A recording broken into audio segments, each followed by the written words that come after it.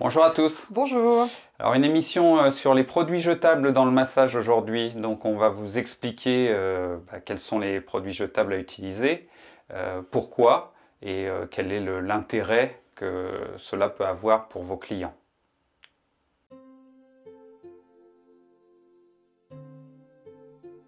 Bon alors on se croirait dans un téléachat. Oui, c'est un peu donc, ça. Voilà, donc moi je vais faire des pauses lascives pendant toute la présentation. Donc tu vas nous présenter les différents produits jetables aujourd'hui. Oui. Et donc, comment voilà. on les utilise surtout, Voilà, comment on quel est les l'intérêt, utilise, comment on les installe sur la table. etc. Alors du coup, donc il y a effectivement différents types de produits. Ça a deux intérêts. L'intérêt principal d'abord, c'est si vous faites du domicile. Ah oui. Parce que c'est moins lourd, voilà, si on a plusieurs clients d'affilée, on va pouvoir limiter un peu le linge lourd à emporter qui prend de la place et aller plutôt sur ce type de produit. Ça, c'est le premier intérêt. Le deuxième aussi, si vous travaillez en cabinet, parce que le client, ça le rassure toujours un peu quand même de s'installer sur quelque chose de jetable dont on est sûr que ça ne sert qu'à lui, plutôt que de se dire que peut-être le drap sur lequel il est en train de s'installer ou la serviette qu'on utilise, voilà. Il y a encore de l'huile du client d'avant. C'est un peu ça, qui est encore un peu l'huile du client d'avant, donc ça peut vraiment être intéressant aussi pour rassurer le client.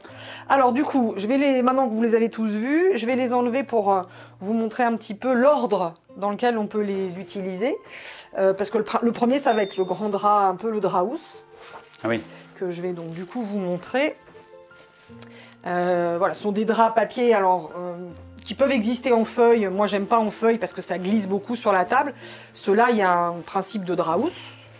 Avec des élastiques en périphérique, sur toute la périphérie. Et du coup, on va pouvoir l'utiliser de deux manières. La première, c'est de le mettre en premier sur la table, en dessous de tout ce que vous allez utiliser.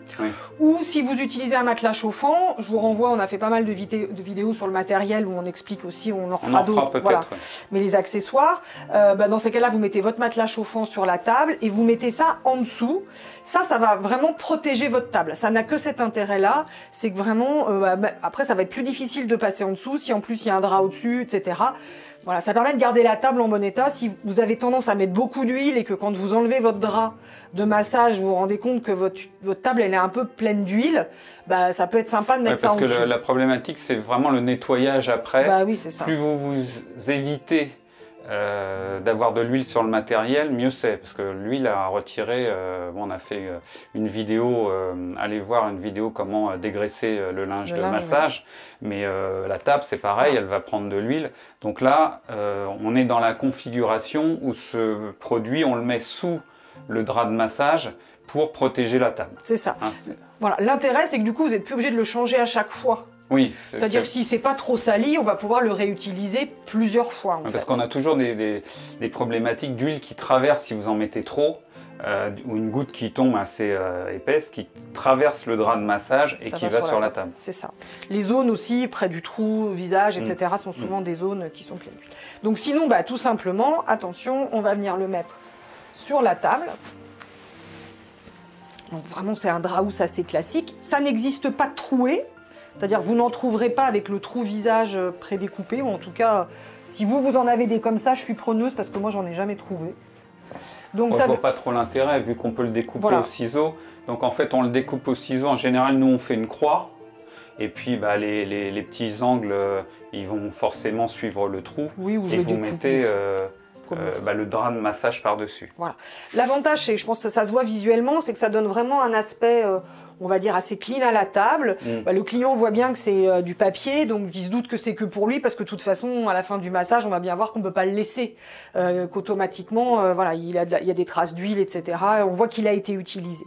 Donc du coup, si vous massez à domicile, ça vous permet de n'emmener qu'un drap à mettre sur la table, un petit peu drap éponge bleu là comme on a mis nous en dessous, et ensuite vous prenez autant de draps papier que vous allez avoir de clients.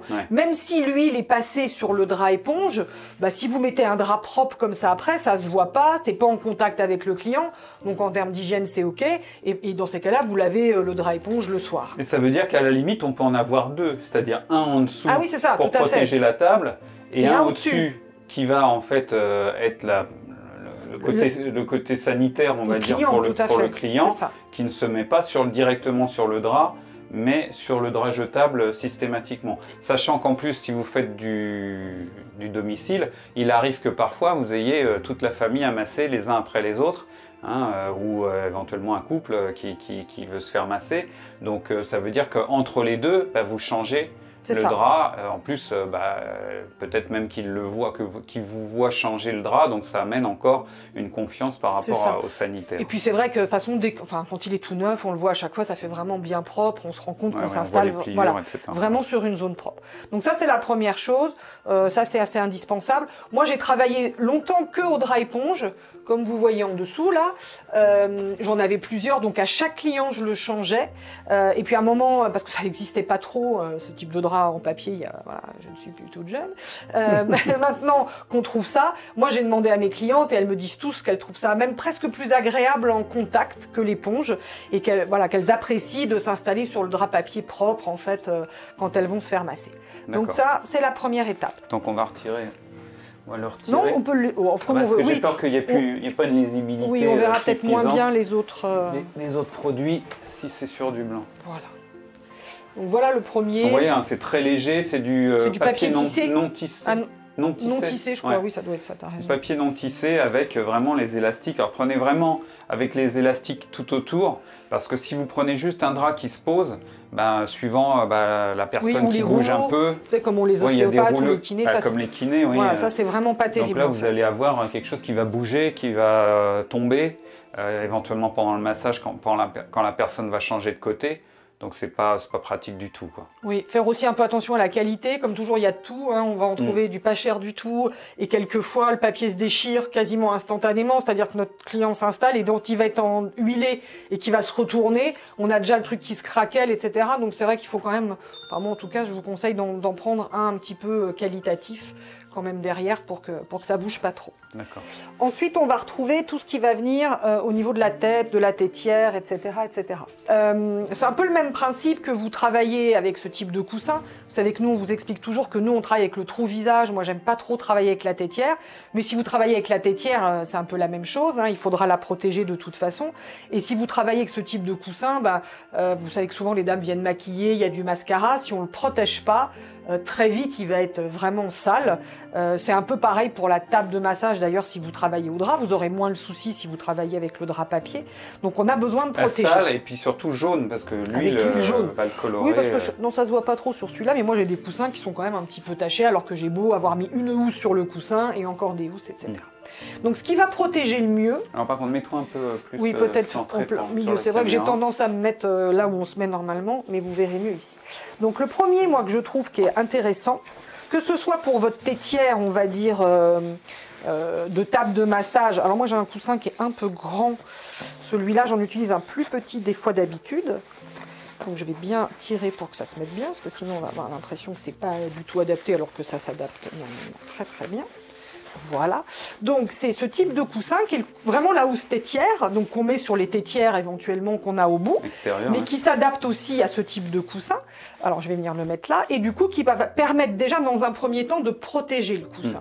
C'est-à-dire qu'il y a une première couche. Souvent ça suffit pas, et puis vous voyez comme ça tire un peu. C'est fin quand même. C'est fin, et puis comme ça tire un peu. Moi je trouve qu'esthétiquement c'est pas joli, donc j'ai toujours l'habitude de travailler avec ça à côté, ces fameuses feuilles jetables que je trouve très propres et très jolies. Et du coup, voilà, je viens en plus, je mets une double épaisseur en fait, ce qui va vraiment permettre, voilà, de protéger complètement mon coussin.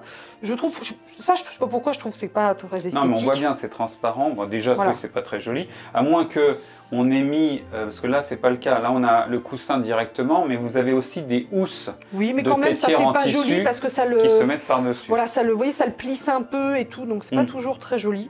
Moi, j'aime bien mettre ça. Et alors là, vraiment, parce que s'il y a la housse en dessous, mais que tu mets que ça, s'il y a du mascara, ça traverse. Ah oui, oui. Et pour peu que le mascara soit waterproof, c'est l'enfer à nettoyer en fait. À la fin, tu as plein de petites traces noires qui restent.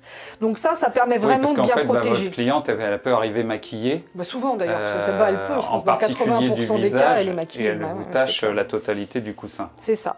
Donc là, du coup, on peut mettre ça. Et si vous ne travaillez pas, du coup, avec le coussin comme ça, eh bien, cette petite feuille papier, elle peut venir aussi sur le drap papier, si vous voulez, ou sur un drap, venir protéger la table ici. Ce qui fait que, du coup, pas de mascara, enfin pas de fond de teint. Donc là, tout va aller dans la drap, feuille quoi. en fait, exactement. On protège notre drap. Donc moi j'aime beaucoup ces petites feuilles jetables. Je trouve que esthétiquement, voilà, c'est assez joli. Ça rassure le client parce qu'il se doute bien du coup que voilà qu'on l'a mise que pour lui, et ça fait assez pro quand il va arriver pour se faire masser. Donc ça, c'est la partie, pareil. Donc c'est pour la tête tout ça. C'est ça. Ça, moi j'en mets, enfin que j'aille à domicile ou que je masse, je le mets systématiquement en fait. Je trouve que la tête, c'est tellement important d'être rassuré sur le fait que tu mets la tête dans quelque chose de propre. Tu vois, un client qui pourrait mettre la tête directement dans le drap, c'est quand même moins esthétique que si tu lui as posé ça. Donc voilà, je trouve que c'est vraiment important. Donc ensuite, ce qu'on va trouver, un peu même principe que notre drap housse tout à l'heure, mais ça c'est plat. Donc c'est un drap qui va pouvoir venir faire office de serviette. Donc surtout, je trouve plus intéressant, par exemple, quand on fait du domicile, mais pourquoi pas aussi quand vous travaillez chez vous. Donc là, c'est un peu le drap de fin de massage.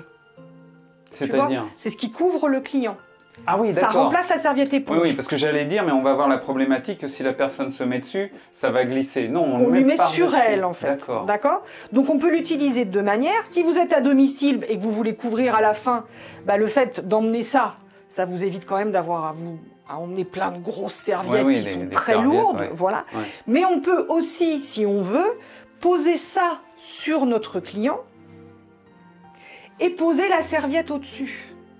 Ah, pour éviter le contact du linge avec l'huile. Et ce qui va nous permettre de réutiliser la serviette éventuellement plusieurs fois. C'est pas mal ça. D'accord. Si par exemple vous faites un massage du visage et que votre client il est allongé pendant tout le massage, souvent on va le couvrir pour qu'il n'ait pas froid. Bah, on peut aussi travailler comme ça. Mettre d'abord ça sur lui et ensuite lui mettre un drap, tu vois, un édredon, j'en sais rien, ce qu'on veut, ce qu'on utilise. Ce qui fait que lui, il se doute qu'il n'est pas en contact avec la serviette, le drap, etc. Ça le protège et nous, en même temps, ça évite qu'il y ait un contact direct et ça permet éventuellement de le réutiliser si on a un client dans la foulée ou quoi que ce soit. D'accord. Okay. Donc ça, on ne peut pas le mettre en tant que vraiment que couverture, en le chauffant. En le mettant sur un radiateur. Alors tu peux le chauffer, il va être un petit peu tiède. La seule limite, je trouve, de ce type de drap-là, c'est que voilà, quand on vient d'être massé, qu'on nous prend la serviette lourde, chaude, et qu'on vient la mettre pour finir, il y a une sensation qui est juste divine, en fait, tu vois, du poids qui est lié au poids. Ça, il n'y a pas. Là, en plus, il va y avoir, si on utilise quand même cette serviette-là, il va y avoir la sensation de ça qui se pose, plus le drap derrière. Donc c'est vrai que c'est voilà.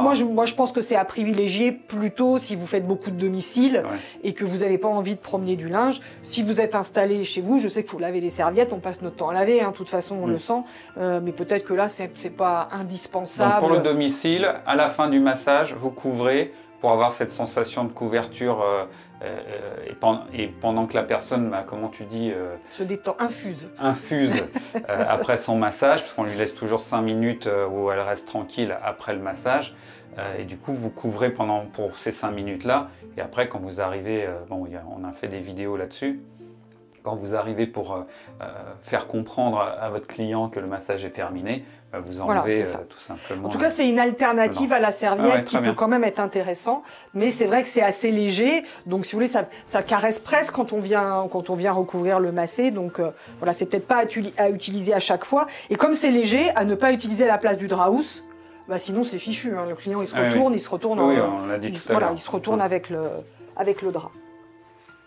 Et puis les dernières choses que vous utilisez peut-être déjà, en tout cas, mais qui peuvent vraiment être intéressantes, c'est le string papier, les strings jetables femme ou homme. Alors là, il y a deux différences de couleurs, mais ça peut être de la même couleur. C'est vrai que ça évite quand même... C'est souvent de couleurs différentes, souvent noir pour les hommes. C'est souvent noir, oui.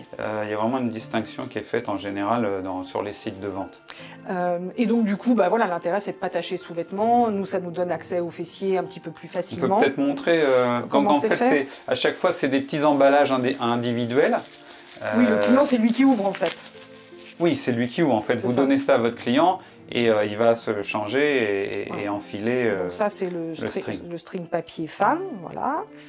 Et puis la même chose pour l'homme.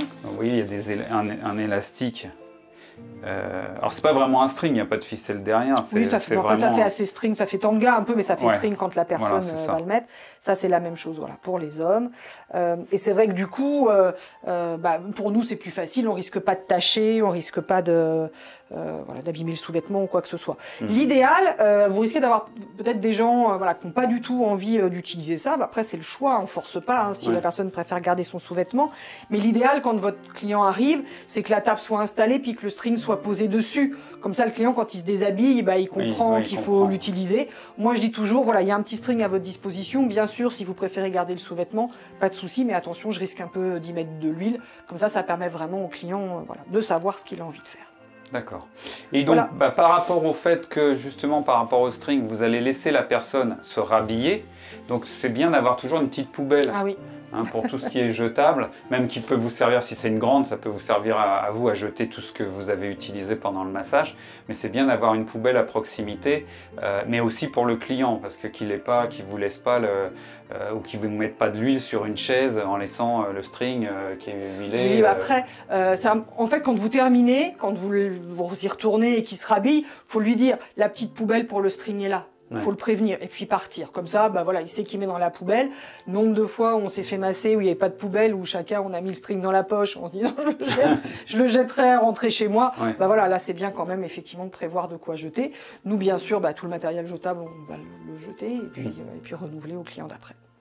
D'accord. Voilà, je pense qu'on a fait le tour de tout ce qui existait aujourd'hui. Si vous utilisez d'autres choses, si vous avez d'autres produits jetables, n'hésitez pas à le mettre dans les commentaires. Si la vidéo vous a plu, comme d'habitude, un petit like, le pouce vers le haut. Abonnez-vous si vous voulez avoir les notifications pour les prochaines vidéos. Et puis... nous, on se dit à bientôt pour parler du massage bien-être. Au revoir. Au revoir.